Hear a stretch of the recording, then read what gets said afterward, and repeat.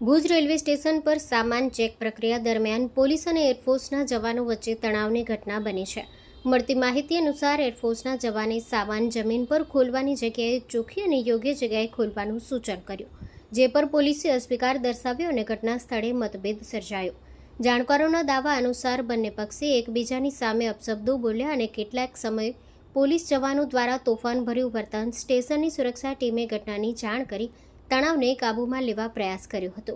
હાલ પોલીસ અને સ્ટેશન અધિકારીઓ ઘટના અંગે આગળની તપાસ હાથ ધરી છે. Story report by Karan Vaghela, Bhuj.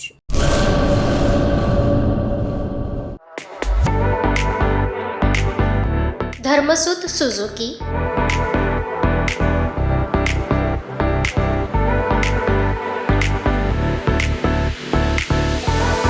Dharmasut auto link LLP 62 Prasadi plot, Sanskarnagar, Bhuj, Kutch. Mobile number 9825553691.